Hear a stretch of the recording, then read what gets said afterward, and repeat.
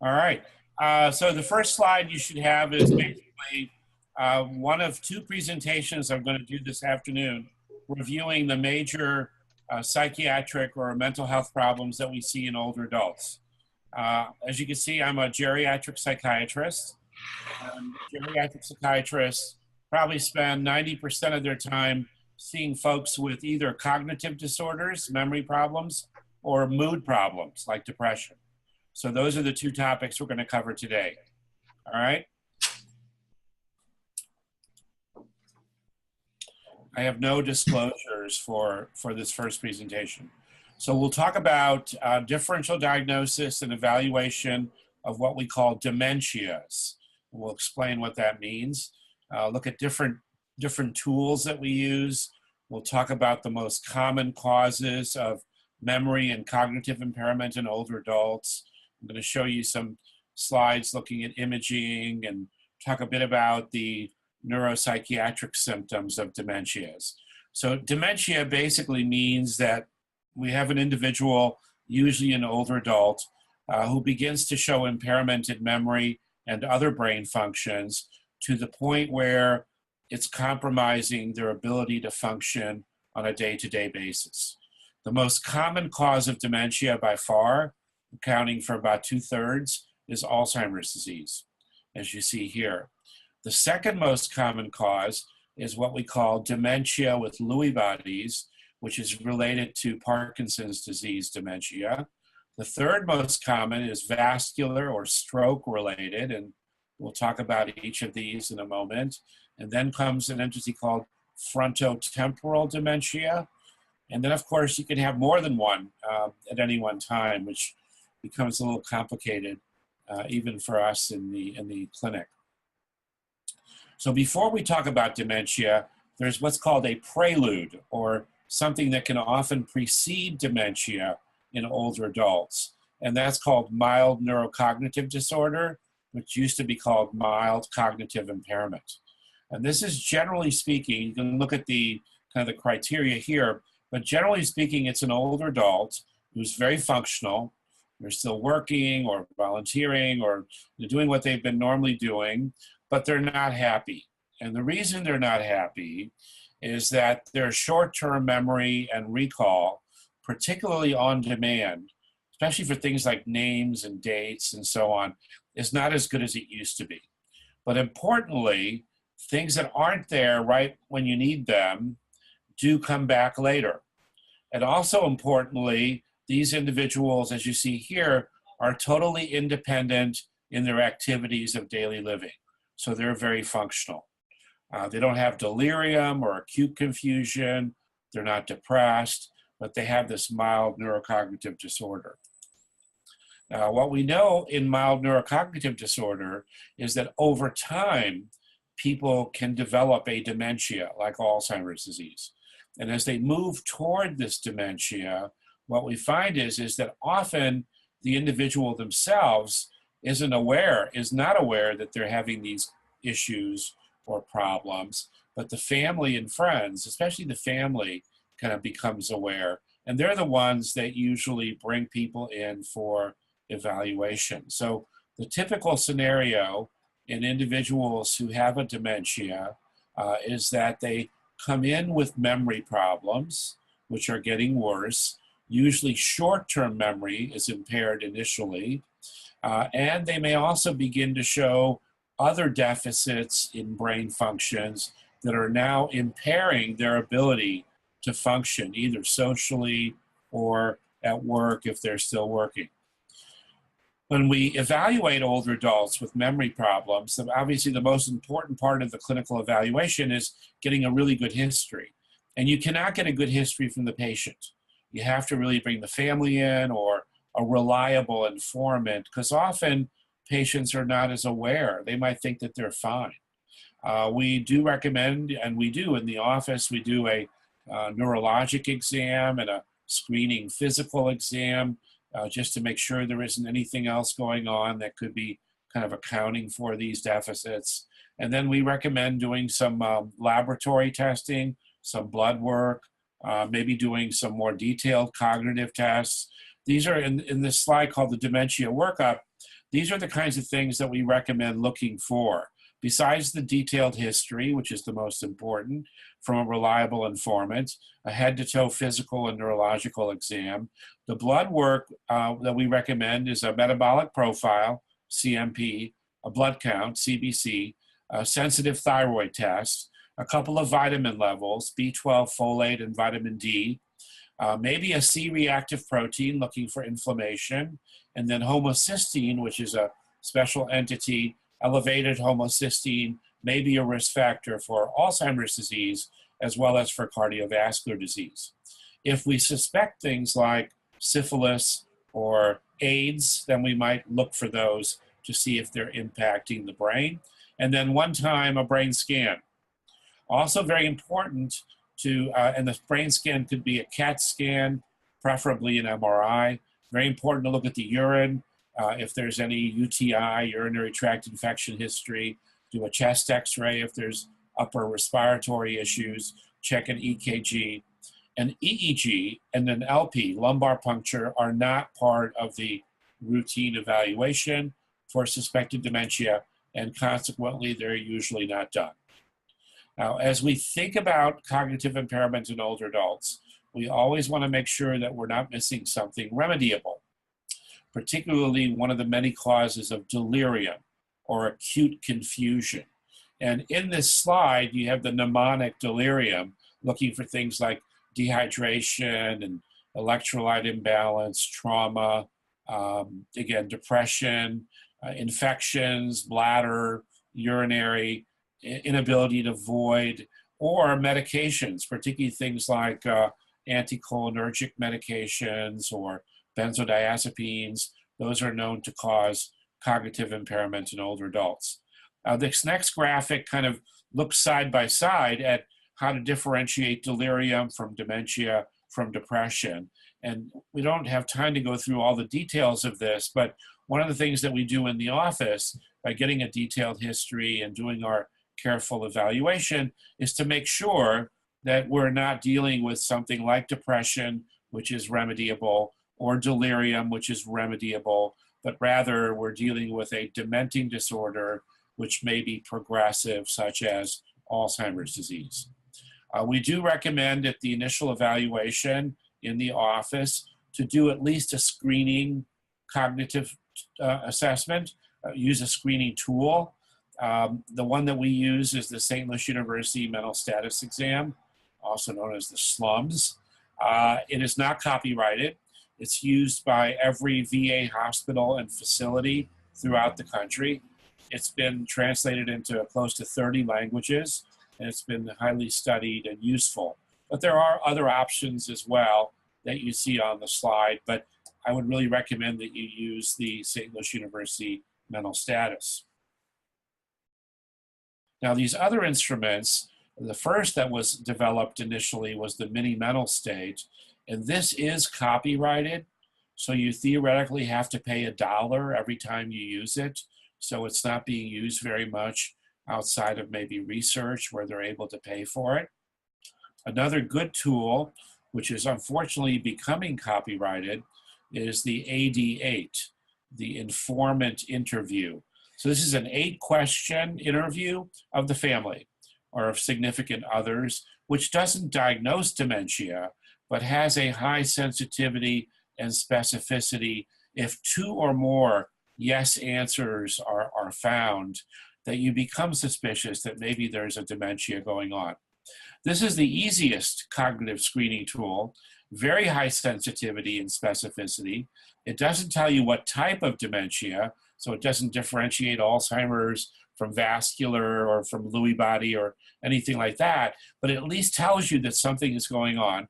Not copyrighted, was developed by a colleague who's a geriatric psychiatrist at the University of Washington in Seattle, and that's called the Minicog, where basically all you have to do is a simple test, only takes a minute or less to administer.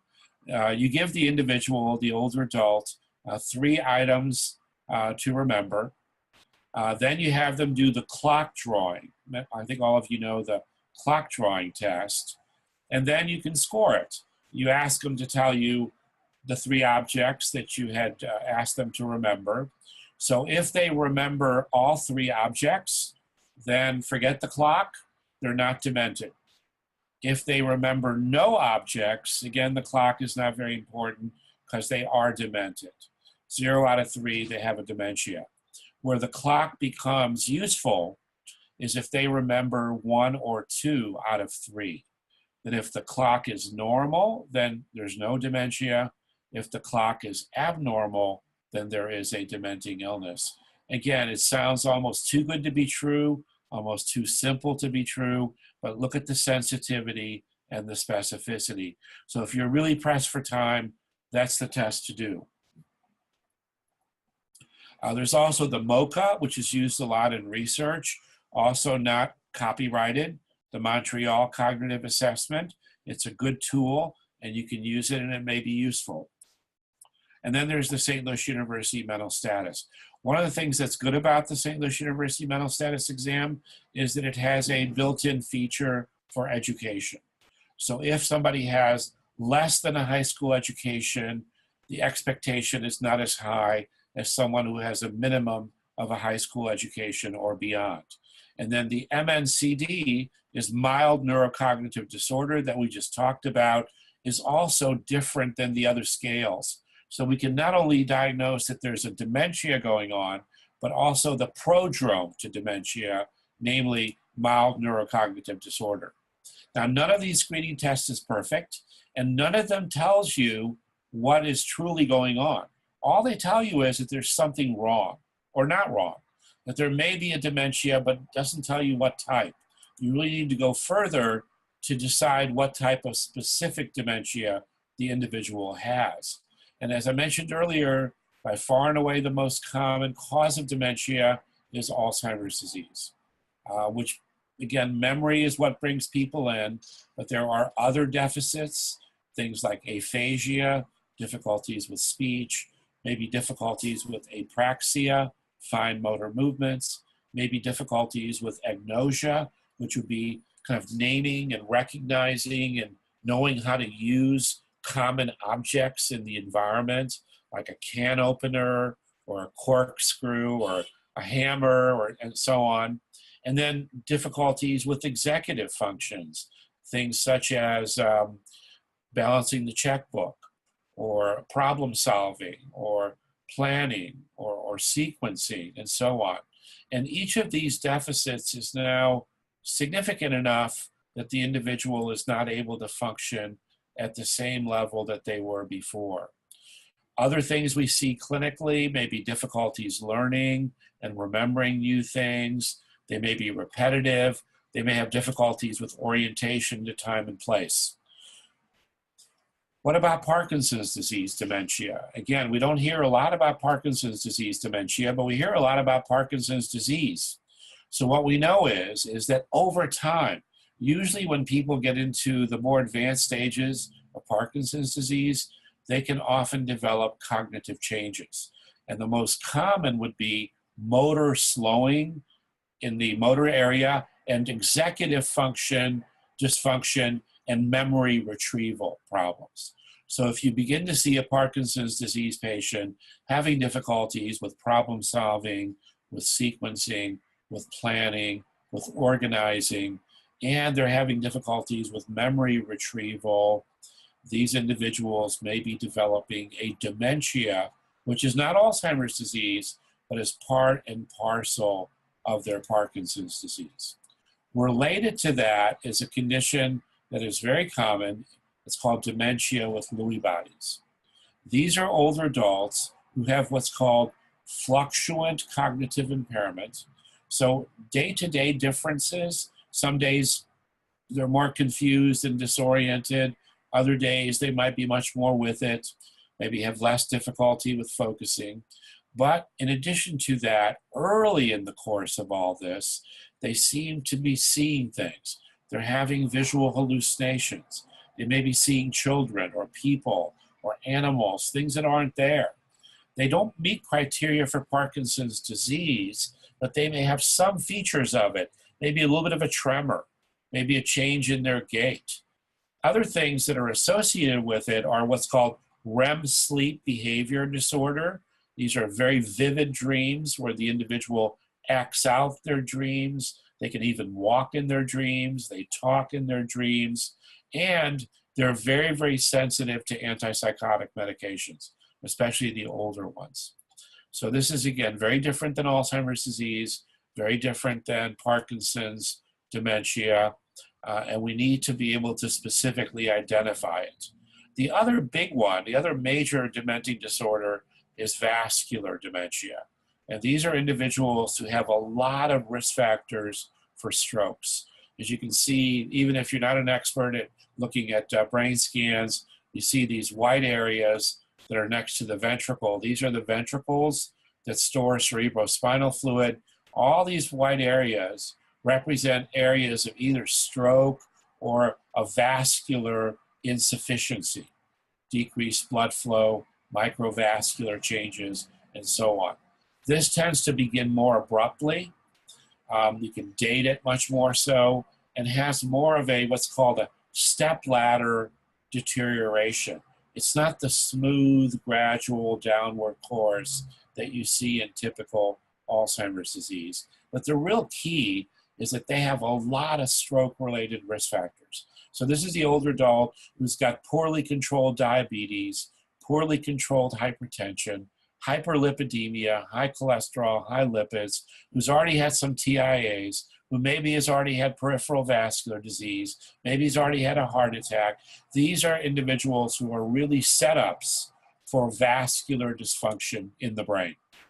And then lastly, we have frontotemporal dementia, also known as Pick's disease, which is relatively uncommon, different variants of it, but generally speaking, the most common form of frontotemporal dementia or Pick's disease is usually an adult. Often they're younger than the Alzheimer's patients, who presents with impulsive behavior, discontrol.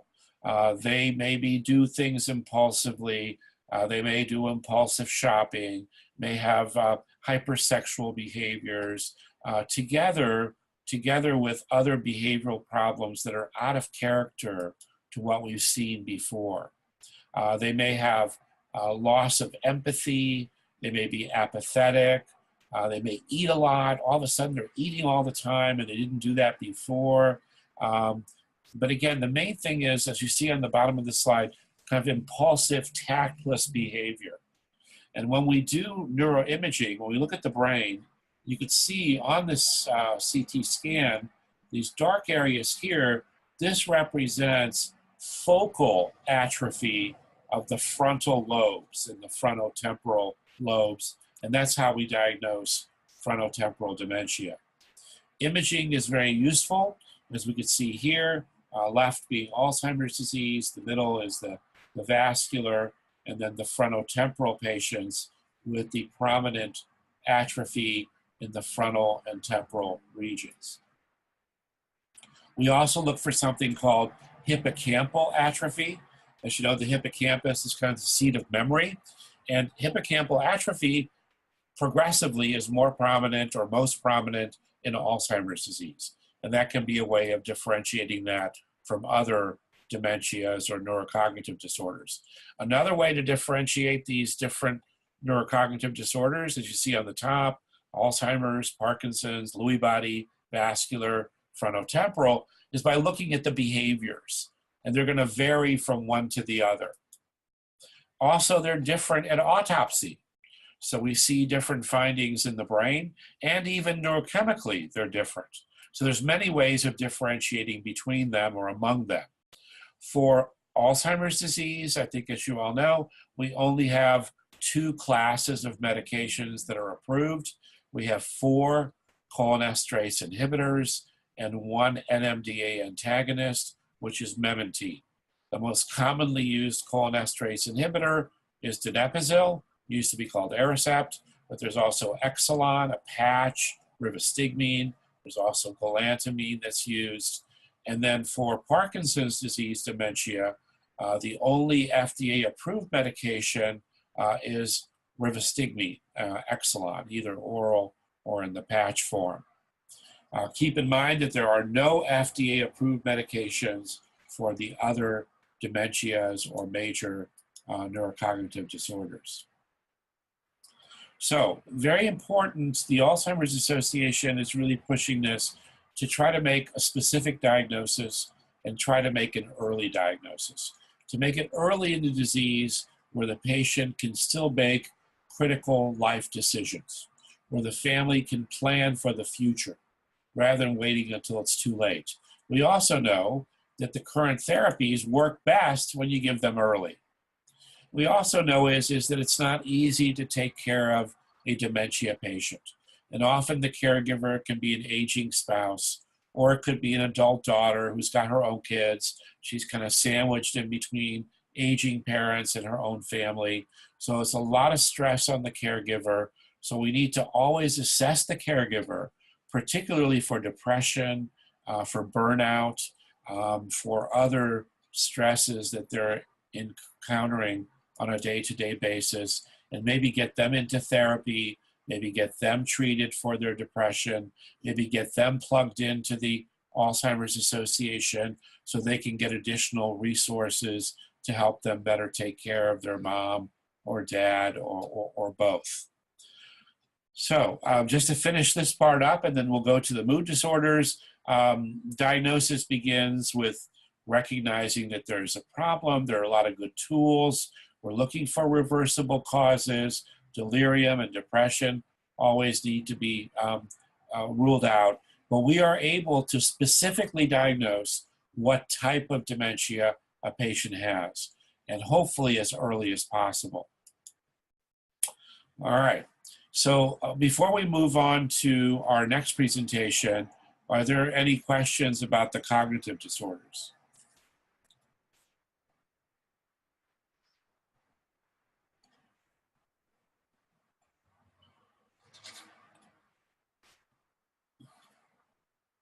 Don't all speak at once, as I usually say.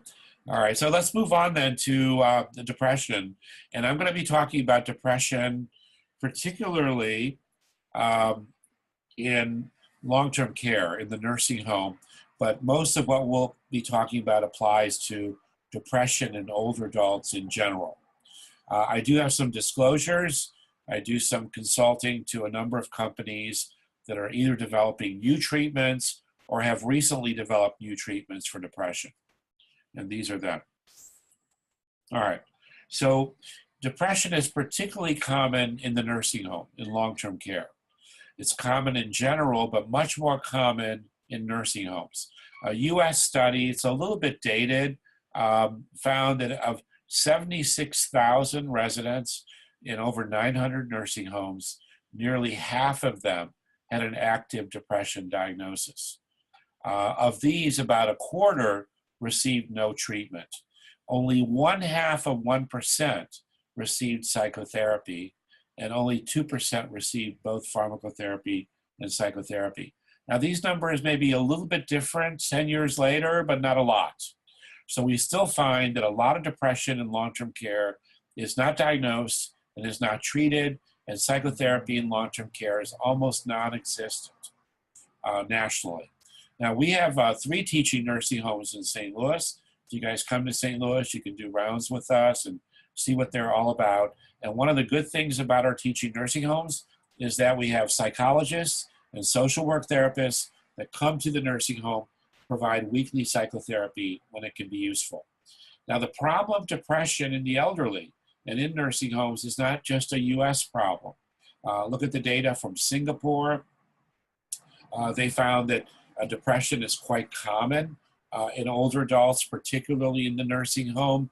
So if you look at the spectrum of depression, about 20 to 25%, particularly in people who are new patients, who have a lot of pain. Pain and depression, by the way, in the elderly go hand in hand. So one of the things that we know is that patients who have undiagnosed or untreated, unaddressed, serious pain, they become depressed. We also know that people who are depressed tend to have more pain. Their pain threshold goes down. But when you treat the depression, the pain threshold goes up. So even though we may not be able to cure the cause of the pain, they don't experience it at the same level. So it's always good when you're thinking pain, think depression. When you're thinking depression in an older adult, always ask about pain. We think about pain as the kind of fourth vital sign.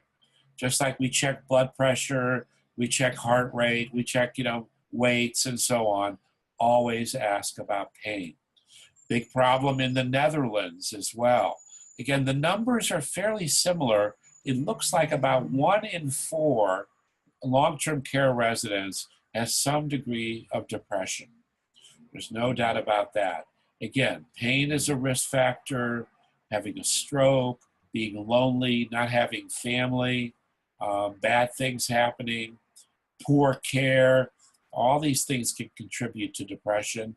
And the rates in the Netherlands are 3 to 4 times in the nursing home what we see among community dwelling older adults. I think throughout the world, depression in the elderly is highest in the hospital and in the nursing home, and lower in the outpatient setting.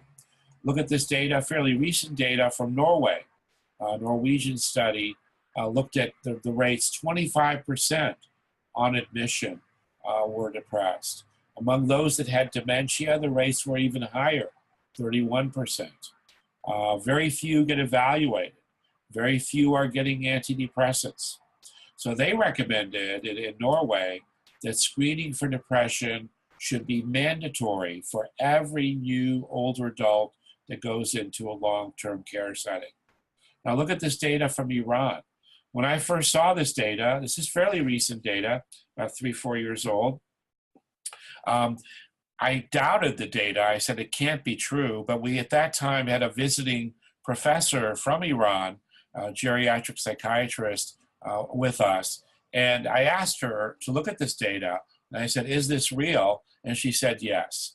And if you add up the numbers, what you're seeing is that basically everybody, 90% or more of individuals have some degree of depression, because evidently long-term care and nursing homes in Iran are like they used to be here maybe 30 years ago. They're not pleasant environments. Now, the impact of mood disorders in the elderly, whether outpatients or in the hospital or in long-term care, is very important. So here we see, for example, that depressed older adults are much more likely not to adhere to medications and medical treatments. So what happens is their blood pressure goes out of control, their diabetes is no longer well managed, their arthritis is no longer well managed, because they don't care, they're depressed. We talked about pain and response to analgesia. With depression, they start becoming more dependent, so their activities of daily living decline. If they've recently had something like a hip fracture and they're now in active physical therapy, the number one reason for poor rehabilitation or failure to rehab in an older adult is depression. So again, we need to think about that. And of course, older adults, people particularly over the age of 80 or 85, have increased morbidity and increased mortality, and are at the highest risk of any group for suicide. We'll talk more about that. Now, those of you that are interested in not just depression, but in the range of psychiatric disorders in nursing homes, assisted living, retirement communities, in the spectrum of long-term care, this is the second edition of our book that just came out. It came out in July of last year. It's called Psychiatric Consultation in Long-Term Care. And actually, if you use this code, forget the pound sign, consultation in long-term care, you can get a 20% discount. I recommend it highly. This is the first edition of our book, Psychiatric Consultation in Long-Term Care. And this book was written specifically for healthcare professionals, whether it's nurses, whether it's medical students, whether it's physicians, whether it's rehab therapists, people who work with older adults. So one of the problems with depression in long-term care and in general in the elderly is that often it's not diagnosed, and even if it is, it's not treated because of a lot of myths related to depression. So for example, a lot of healthcare providers, when they see a 90-year-old who may be depressed, who's got a lot of medical issues, who's maybe living at home or in the nursing home, wherever they may be, they say, well, what do you expect? She's 90, she's got all kinds of medical issues. I'd be depressed too if I had all those problems. But the reality is, if you go back and look at that same individual maybe 6 months ago, they were still 90 years of age. They had all those medical problems, but they weren't depressed. Something's different now. So we need to recognize and treat depression. Often people belittle depression and treatment of depression. They say, well, we have therapies, we have medications, we have cognitive behavior therapy. They don't really work. Well, the reality is they do work, but because we think they don't work, we don't apply them, and we don't aggressively apply them. We believe sometimes older people don't want to get better. Not true. We believe that depression is part of aging, and we can't diagnose it. Also not true. Or it's part of normal aging and adjusting to living, let's say, in a long-term care community. Again, not true. But there are risk factors. Past history, family history, suicide attempts are a major risk factor. And whenever alcohol and substance abuse are involved, that increases the risk of depression. Recent losses, death of a spouse, death of a sibling, death of a dear friend, death of a son or a daughter. Obviously, these are major stressors that can trigger a depression. Significant loss of hearing or vision, chronic pain. Alzheimer's disease is a risk factor. Stroke is a risk factor. Frailty and depression go hand in hand. So the older person that becomes depressed, that can trigger a move toward frailty. They stop eating, they don't care about themselves. And then the older adult who's frail may also be at risk for becoming depressed. High risk in Parkinson's disease, after a hip fracture, with urinary incontinence. Obstructive sleep apnea is also more common in older adults, especially in older women, especially if there's a family history, and that's a risk factor. Sleep problems in general are a risk factor. Severe functional disability, lung disease, COPD, liver disease, kidney disease. We know that some medications are central nervous system depressants. Some examples would include the narcotic analgesics, the opioids, the benzos, interferon. Older adults who are being abused or taken advantage of or being neglected, they're at risk, obviously, for becoming depressed. And then certain premorbid personalities. Demoralization in individuals who maybe are institutionalized, who maybe don't need to be there, who could be in a less restrictive environment.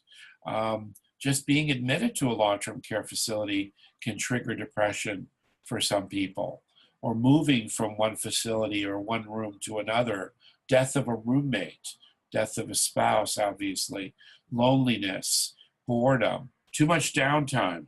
We recommend all of our older adults to keep active mentally, keep active physically, keep active socially. If you're a spiritual person, keep active spiritually as well. Abusive staff, poor care, dark, dingy facilities. These all promote depression. Too much noise, or they can't sleep. Poor meals. We no longer believe in restrictive diets in 85-year-olds. It makes no sense to take an 85-year-old and put them on a salt-free diet or a bland diet or a mashed up diet or a diabetic diet. They don't make sense. It's one of the few things people enjoy when they're 90 years old is eating the foods they've always eaten their whole lives. So why take that away from them? Give them that dessert, and let's maybe adjust their medications to keep their blood sugar reasonably well controlled, not too well controlled. And then taking a cognitively intact older adult who maybe needs to be in a long-term care facility and putting them with people who have advanced dementia. That can be very depressing, so we don't want to do that. The core features of depression in the elderly, wherever they may be, are what you see here. A lowered mood, a depressed mood, depressed affect, and decreased interest in day-to-day activities. Additional symptoms could be things like decreased appetite, weight loss, not just insomnia, but maybe sleeping too much. The depressed older adult, the family might tell you, I'm worried about my mom because all she wants to do is sleep. This is much more common in the elderly. They could have recurrent thoughts of death or even suicide. Decreased energy, a very important symptom. Often, one of the main things that older adults will tell you is not that they're depressed. They don't tell you they're depressed. They'll say, I don't know what's wrong with me, but I have no energy. If I only had more energy, I'd feel a lot better. And as you begin to kind of unravel the story, you begin to find that they're depressed. They may be hopeless, they may feel worthless or helpless. And the more of these that we have, they may have inappropriate or excessive guilt, they've lost their confidence, they're spending too much time in bed, they have all these vague somatic complaints, they have pain that's not responding to analgesia, they're becoming hypochondriacs. Believe me, you don't become a hypochondriac for the first time at age 85 or 90. But what can make you into one is undiagnosed, untreated depression, which can also be accompanied by anxiety, irritability, short temper, short fuse, even aggressive behaviors, which are inappropriate for that person. So again, we need to always be thinking about depression. Sometimes depression presents with apathy, psychomotor retardation. The depressed person may push medications away or resist care or refuse to participate in rehab. Keep in mind that if you're dealing with, let's say, an Alzheimer's patient who's at risk for becoming depressed as well, that if they've been reasonably stable and all of a sudden have a sudden decline in memory or a sudden change in behavior, it may be because of superimposed depression. And then, of course, that failure in rehabilitation is almost pathognomonic for depression. So earlier, I showed you the dementia workup. So this is the depression workup.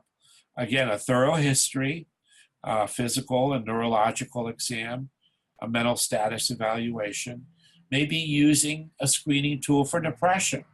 So just like we have screening tools for dementia, suspected dementia, we have a lot of good screening tools for depression in the elderly. And then doing some basic blood work to identify things that may contribute to depression, like hypothyroidism or hyper, like B12 deficiency, vitamin D deficiency may contribute to depression as well. And EKG might be very useful because many of the antidepressants can potentially have an impact on heart rate and rhythm or conduction. Checking the urine, not a bad idea. If we suspect small strokes, maybe doing a brain MRI. Reviewing all medications, whether prescribed or over the counter, or supplements or herbs, because a number of them are CNS, central nervous system depressants, and may contribute to depression or mood disorder in an older adult. Always look for malnutrition. Remember, I mentioned to you, frailty and depression go hand in hand in the elderly. Be very concerned if they have a low BMI, low albumin, low total protein, they're losing weight, low cholesterol. This is the failure to thrive older adult who's depressed. This is a medical psychiatric emergency. These are the kinds of patients who, if you don't recognize what's going on and treat them aggressively, are going to die. They're not going to be around in 2 or 3 months.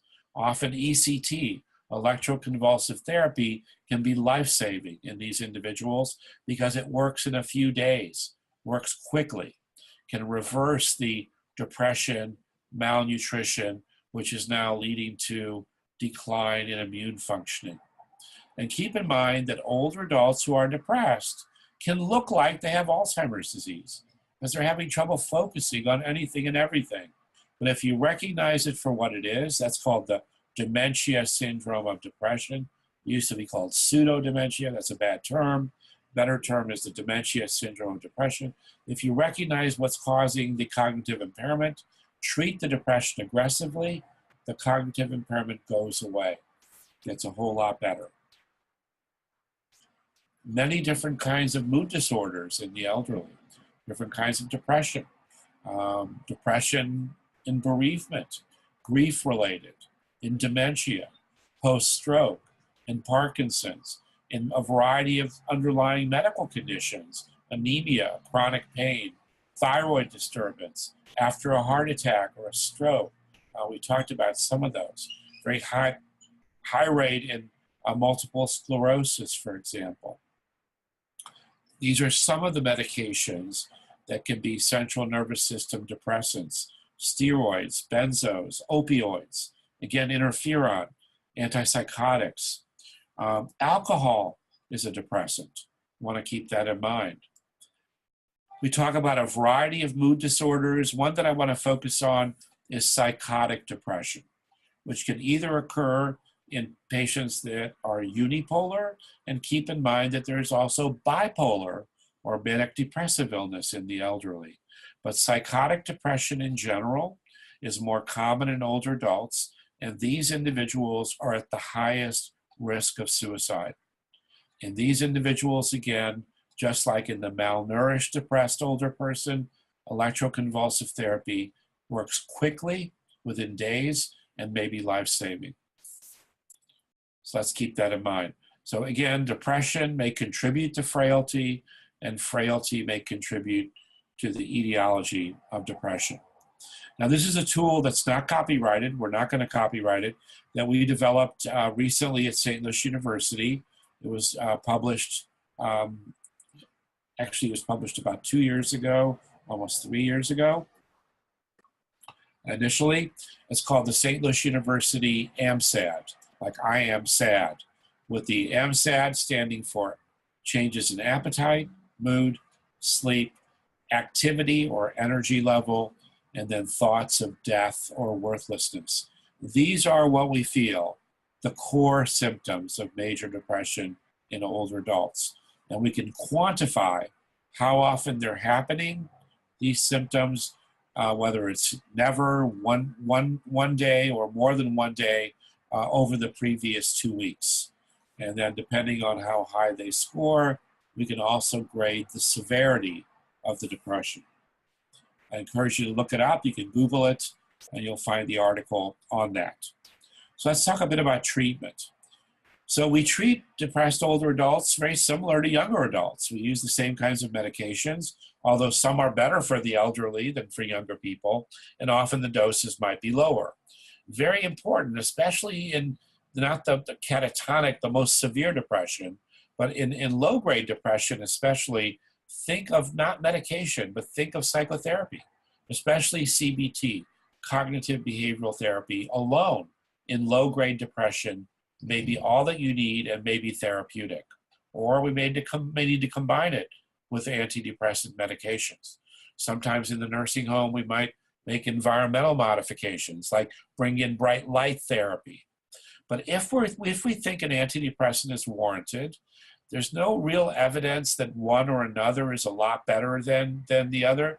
One antidepressant is better than the other, but rather we pick the antidepressant based on what side effects we want versus what side effects we don't want in an older adult, and affordability. And then, of course, we always start low and go slow. Always look at other drugs, look at herbs, look at over-the-counter remedies, make sure there's no drug-drug interactions. So let me give you an example of the side effect issue. So let's say you have, for example, an older adult who's quite depressed, but all they're doing is sleeping. They're sleeping too much. Well, you don't want that patient on a sedating antidepressant. You want them on an energizing, activating antidepressant. On the other hand, let's say you have an older adult who's depressed, who can't sleep, who can't eat, who's very irritable, got an agitated depression. That's the kind of person you don't want on an activating drug. You want them on a calming antidepressant, something you can give at bedtime that will help their sleep, will help their anxiety, and also help their mood. We recommend 12 months of treatment after a first episode. And if you have an older adult who's had 2 or more major depression episodes, chronically, pretty much for the rest of their lives. Same drug, same dose that got them well will keep them well. There are a number of new antidepressants that have come out in the last 3-4 years. One of them is vilazodone, also called Vybrid. These are, again, not more effective than the older ones, but they're a little bit different than the older ones, a little different mechanistically. There's some side effects we need to be mindful of, but there are different dosing guidelines for older adults. With Vybrid, with levomilnacipran, which is Fetzima, which is a serotonin norepinephrine reuptake inhibitor, and with vortioxetine, which is Trintellix. We usually don't go to these newer drugs right away because they're very expensive. But if the other medications are not working or are not tolerated, and the person may not be depressed severely enough to be an ECT candidate, then we might think about one of the newer antidepressants. So what about ECT? Electroconvulsive therapy is very safe. I would encourage you, if you're in St. Louis, find out. We have ECT clinic every Monday, Wednesday, and Friday. Most of the patients are elderly, extremely safe, takes just a few minutes, and it is the most effective treatment for severe depression in young as well as in older adults. Keep in mind the high suicide risk. These people are depressed, often psychotically depressed. We need to look for it and think about ECT. There are a variety of risk factors for suicide: past history, family history, severe depression, active plan that makes sense. We need to keep those things in mind. We are working with long-term care facilities to develop suicide prevention programs, because that can be a problem even in long-term care. And keep in mind that there's a lot that we don't know about depression in the elderly, particularly depression in the long-term care environment. So if any of you are interested in mental health and aging, if you're interested in geriatric medicine, in neurology and psychiatry, geriatric psychiatry pulls those three fields together. You can really make a career for yourself by focusing on mood disorders, especially in the long-term care environment, because there are so many unanswered questions. So basically, mood disorders are common in the elderly, particularly in the hospital and the long-term care setting. They definitely cause excess morbidity and even mortality. But the good news is that prompt diagnosis and effective treatment can be curative. Very few things, you know from your medical school training already, no matter what field you go into, very few things are curable. We can't cure hypertension. We can't cure diabetes. We can't cure arthritis, etc., etc., etc. But we can cure depression and really improve the quality of life of that 85 or 90-year-old. We have a lot of research opportunities. We need to do more.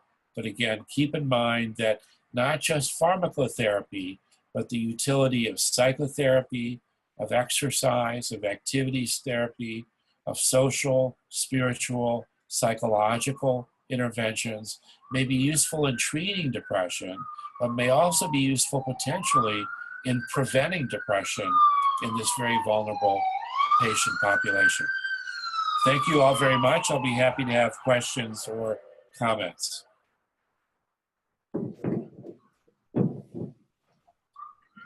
Questions?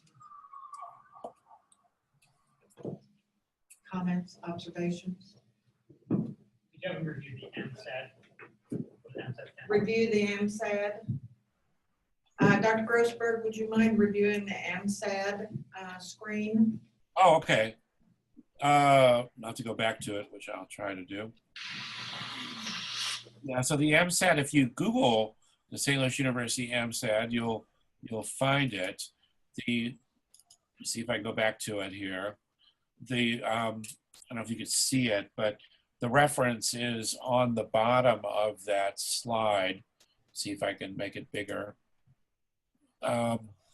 Was in the American Journal of Geriatric Psychiatry, 2016, October. But again, the 5 areas that we focus on, again, AMSAD. A for basically appetite. So is very important in the elderly. M for mood, lowering of mood. S for sleep, either too much or too little. The other A is for activity or energy, activity level. And then D is for thoughts of death and dying, which really, if you have those, then that moves you into questions about suicide. We have a couple of other sites, Northwest Missouri, Southeast Missouri. Any questions from those areas? Comments? Really wonderful. Yes. I just kind of wondered if you were going to set up someone for. Oh, okay, I'll come over. I can. Me too.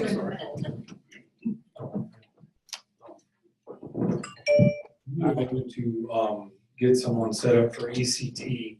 Yes. They require a generalized depression screening, or as far as referral to your clinic, what kind of history would be pertinent for you to be able to provide that service, A, and then B, is it covered very well by insurance, Medicare, Medicaid, and or is it a cost to the patient? Just kind of curious how much that might be.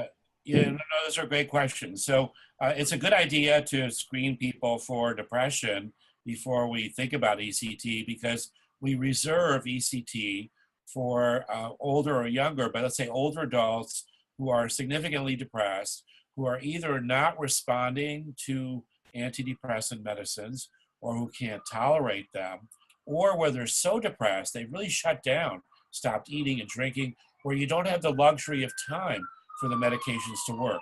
Because one of the things I didn't mention is that the medications, the antidepressants in older adults, take 4 to 6 up to 8 weeks to really kick in.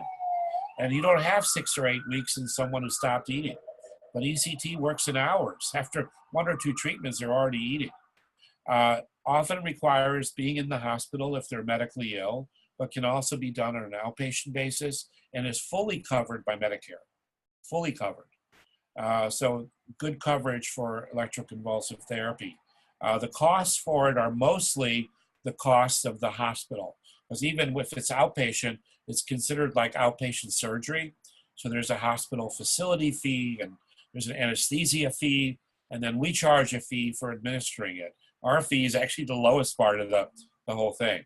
But we get referrals for people who are depressed, who maybe could benefit from ECT, particularly older adults, especially people who are considered high risk, because we can pretty much treat anyone safely.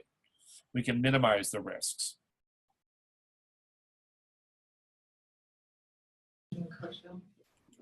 That was a great question. Thank you.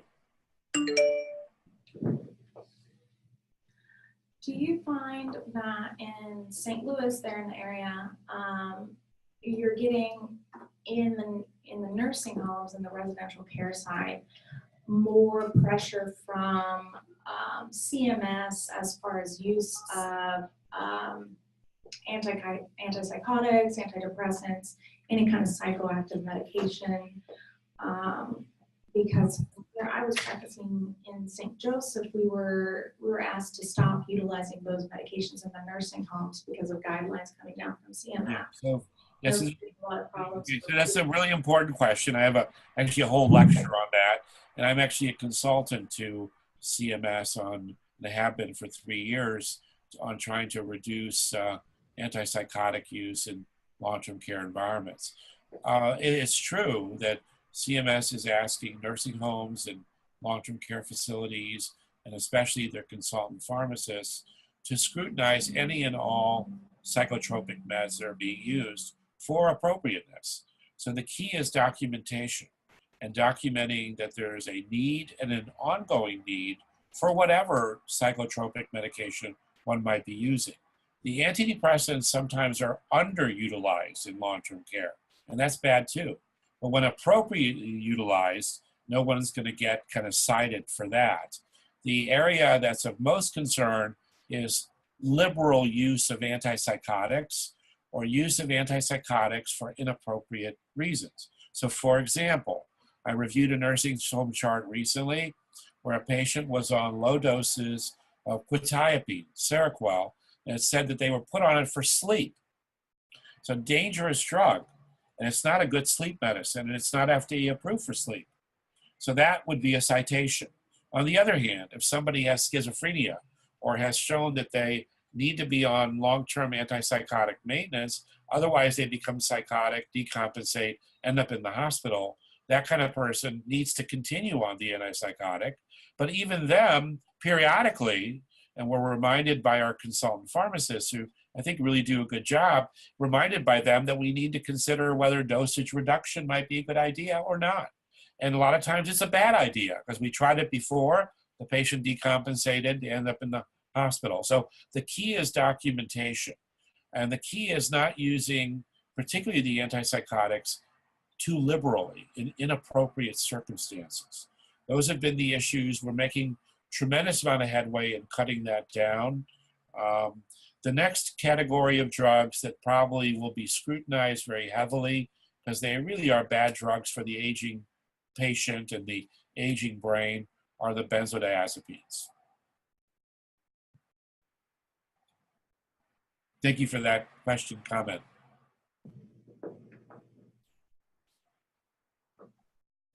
Any other questions from any of the sides?